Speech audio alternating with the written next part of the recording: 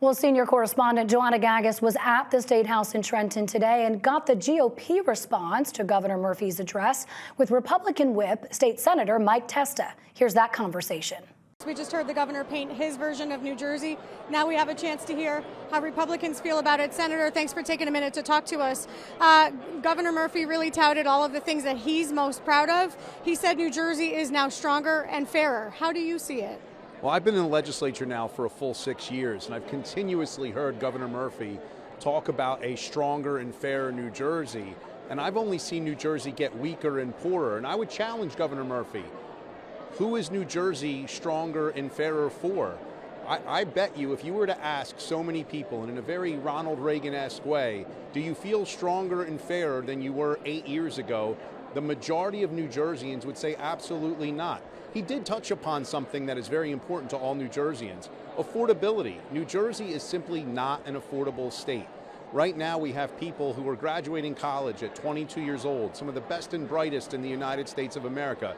And if they're not leaving the state of New Jersey, we have the greatest outward migration rate in the United States of America. If they are staying in the state of New Jersey, they're only able to be first-time home buyers on average by the age of 44 years old, and that home is going to cost you over $550,000. New Jersey is not affordable. It is most certainly not stronger and fairer than it was 8 years ago. Let me ask you this. We have a new administration coming in next Tuesday.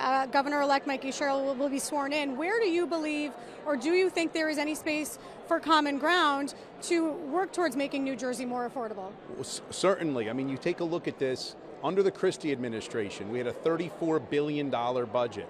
Now we have a $59 billion budget with, by the way, Governor Murphy addressed the issue of a surplus. We don't have a surplus. We actually have a $4 billion structural deficit right now.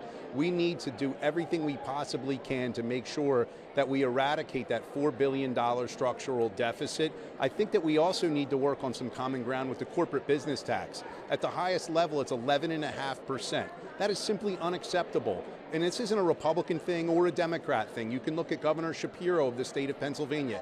They are working very hard over multiple years to reduce their corporate business tax to 5%. So less than half of what is now costing New Jersey businesses simply to do business in the state of New Jersey. That is not sustainable in the long run, and we are going to see many more closures of our businesses.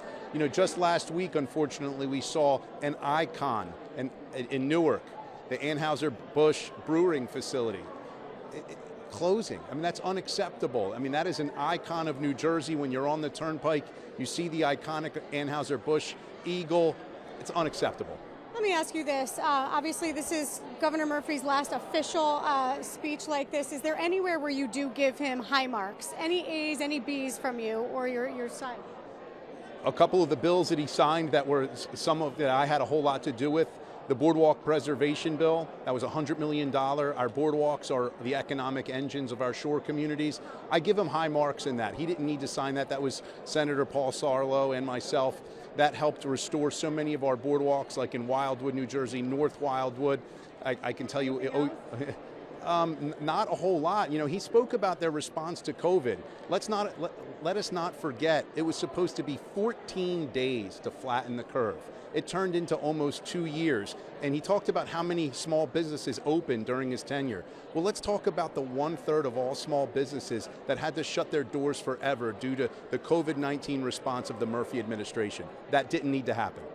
I know there's a whole lot more we could talk about. We are out of time, but thank you. And of course, you're going to deliver the Republican response, and we'll take a look at that in our future reporting here on NJ Spotlight News. But thank you, Senator Testa. Thank you so much for having me.